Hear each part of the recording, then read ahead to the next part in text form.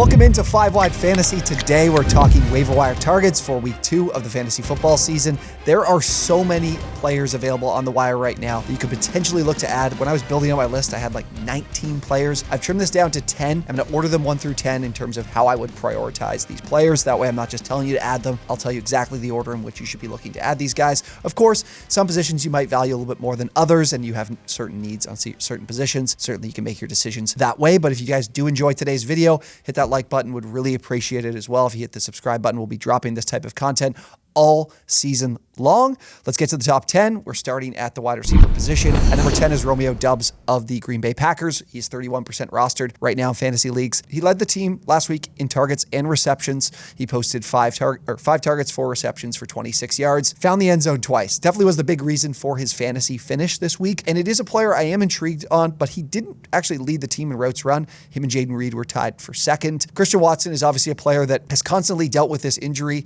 when it comes to the hamstring. So I'm not completely sure when he'll be back. And if this continues to be a thing throughout the season, he's probably going to be the team's #1 receiving option, especially at the wide receiver spot. But I'm not completely sold on this Packers offense. The Bears defense struggled to generate much of any pressure against Love. That's not always going to be the case. I know Love made some plays. I don't think this offense was fantastic in this game, especially to his receivers. So I think Dubs is an intriguing, decent option. But once he goes and moves to the wide receiver 2 behind Christian Watson, he's a player that'll be really tough to play, at least from what I've seen so far. So I do still think Dubs is someone you can add, but I'd probably look to just be added in borderline for free. At 9 is Luke Musgrave, another Green Bay Packer. He is 19% rostered right now. He actually led the Packers in routes run on that game. He ran 24 routes in 30 of Love's dropbacks. That's an 80% route participation rate. Really, really solid. I was very shocked to see, especially from rookies. You don't usually see, especially at the tight end spot, a lot of these guys getting so much opportunity in week 1 of the season. He posted 4 targets, 3 receptions, and 50 yards at the tight end spot. That was definitely serviceable for you in a lot of your leagues this week. And even ran over 42% of his routes from the slot as well. So they're moving him around in this offense, not really taking him off the field at all, as we talked about with that route participation. He's got the Falcons next week. Pretty decent matchup. For some of you guys, this is probably a player that you definitely might add if you're really tough at the tight end spot. So I would be willing to spend a couple bucks a FAAB.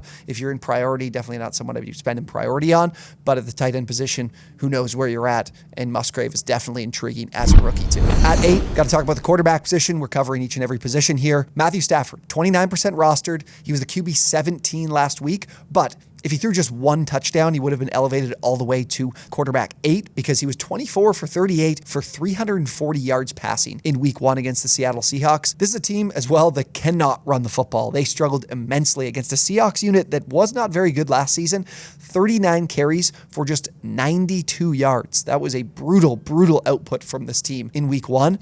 They get San Francisco in week 2, and it should probably be more of the same. This team will continue to struggle to run the ball because the San Francisco 49ers were the #1 run defense in the league last season. So the volume should consistently be there for Stafford. It's just about, do these running backs steal some of those easy touchdowns, and can he post a couple per game? Because if he does, like I mentioned, he'd be elevated to that QB1 tier, and it's a player that looks completely back now that he's healthy, and we've seen what Stafford can do, posting 50 touchdowns just 2 seasons ago. At 7 is Kendrick Bourne. He's just 2% rostered right now, so widely available in pretty much all of your fantasy leagues. Led the team in routes run last week with 54. This Patriots team is really intriguing from a fantasy perspective. Got 2 players here from this team to talk about, and one that could provide some value for a lot of you guys. The next closest guy in routes run for the Patriots was actually Kayshon Boutte. He ran 43 routes, so some pretty decent separation between Bourne being the #1 and Boutte being the #2. The 93.1% route participation for Bourne is significant and really valuable.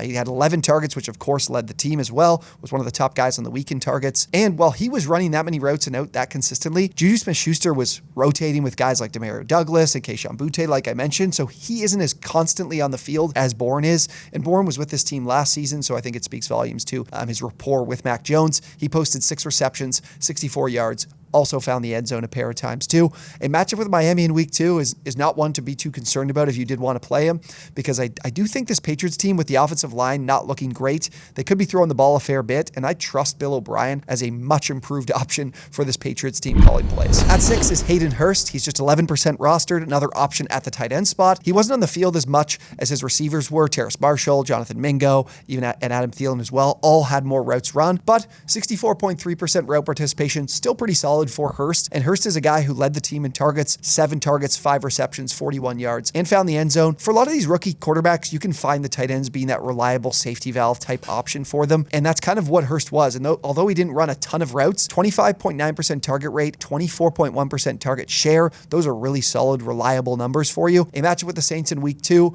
definitely one if you're desperate at the tight end spot this early into the season, didn't get one of those top end guys, or didn't see the guy that you were expected to rely on, see these type of numbers. Hurst is a player with Bryce Young at quarterback and a really lack of talent at the wide receiver spot, could emerge as being a pretty decent option throughout the year. At 5, a player I think will fly under the radar in your waiver wire pickups for week 2 is Zay Jones. He's 30% rostered right now. He ran 10 more routes than Christian Kirk in week 1, 33 for Jones, 23 for Kirk. Look, they were talking about this in the preseason and in training camp, that Christian Kirk was coming off the field in 2 wide receiver sets, and that's exactly what happened for this offense. And for Jones, he was on the field a ton. He ran only 1 less route than Calvin Ridley, speaks volumes to his opportunity. Second on the team in targets with 7 as well. 5 receptions, 55 yards, and a touchdown. And what I think some people might forget is Zay Jones was actually 7th in the league last season in end zone targets. He was a reliable end zone option for Trevor Lawrence. He had 13 end zone targets, turned those into just 3 touchdowns. Not as good of a conversion rate, could be better, and it's starting this season with a touchdown in week 1 on one of those end zone targets on a fantastic catch. I wish he didn't find the end zone because maybe he fall a little bit more under the radar, but this guy is worth more than a few bucks, because if this route participation and route split between him and Kirk is the case throughout the year, being the number 2 receiving option in this Jaguars offense is going to be very, very valuable, because they have taken a step offensively to being one of the elite passing games in the league. Jones is a priority for me this week. At 4 is Hunter Henry, yet another tight end for you guys. Our last one here, he is 16% rostered. He was the tight end 1 on the week. He posted 6 targets, 5 receptions, 56 yards, and a touchdown against Philly. That is good enough, again, for tight end 1. What's also really intriguing, he was 3rd on the team in routes run. He was on the field a ton, 72.4% route participation. He also ran over 64% of his routes from the slot, so they are keeping him on the field at all times. That was the talk from Bill O'Brien leading into the season, was you will see a lot of 12 personnel from the Patriots. That's exactly what we got in week 1. And people might forget with Hunter Henry is he's just 1 season removed, we talked about last year in that horrific offense, 1 season removed from being 8th in the league in end zone targets. He had 13 end zone targets in 2021, and he turned those into 8 touchdowns. So he can certainly be a guy that converts end zone opportunities, scores a bunch of touchdowns at the tight end spot, because he did score double-digit touchdowns just a couple of seasons ago for this Patriots team. And now that the offense looks better and Henry's on the field this often, he's going to turn out to be a very valuable tight end in your fantasy leagues, and one at 16% rostered you need to be looking for to start your season. At 3, getting back to the Rams offense, is Kyron Williams, just 5% rostered right now, so 95% of leagues he's available. Outsnapped Cam Akers. A lot of people who might not have watched this game wouldn't know this, but he outsnapped Cam Akers 53-28. He was on the field for 65.4% of snaps, while Akers on the field for just 34.5% of snaps. And Akers was absolutely atrocious in his opportunities too. 22 carries for 29 yards. It's hard to believe, but he did find the end zone once as well. But Williams found the end zone twice in this game. So he's getting those opportunities too, which is surprising to see, not something we would have expected. He wasn't a lot better than Akers was in his efficiency, but a little bit better. 15 carries, 52 yards. But what's really important to monitor and pay attention to and keep in mind when you're looking to add Williams is he will be the go-to guy on passing downs. He ran 28 routes. That's a 71, almost 72% route participation rate. So he's going to be on the field plenty when they're throwing the football. And a matchup with San Francisco in week 2 means Williams will again be on the field much more than Cam Akers. This will be more of the same. I know a lot of people were expecting Akers to get back to being the exact guy he was to close out last season, but now that Matthew Stafford is back, this is not going to be the same output from Cam Akers, and we're going to see Kyron Williams on the field more because he's the more trusted receiving back and pass blocker for this offense too. The number 2 guy in my waiver wire rankings is Kenneth Gamel of the Philadelphia Eagles. Yes, it's a player that is pretty highly rostered, but again, he doesn't meet our 50% threshold, so I got to talk about him. 46% rostered right now, Gamel is. Those training camp quotes and notes were in fact the truth here for this offense. There was talk about Kenneth Gamel being the number 1 option for this team. He had a pretty good amount of usage in the postseason too, which should have told us exactly what was going to happen here. And Rashad Penny, a healthy and active. I was shocked to see that. Do I think that Kenneth Gamel is the right fit for this team as the number 1 guy? No, I don't think Gamel has the right profile to be able to convert touchdowns for this team. I think Penny gives them that better profile, but that's not my decision. That's what Nick Sirianni and this offense is going with. And for Gamel, he took 14 of the 16 rushing attempts for this team. Boston Scott and DeAndre Swift each only had 1, and You might be shocked to hear this, but Kenneth Gamel ran more routes than DeAndre Swift too, 16-13, and he had more targets than DeAndre Swift, 4-2. Look, this is an Eagles offense that if you can get a piece of, it's going to be insanely valuable. We saw it with Miles Sanders last year, posting double-digit touchdowns.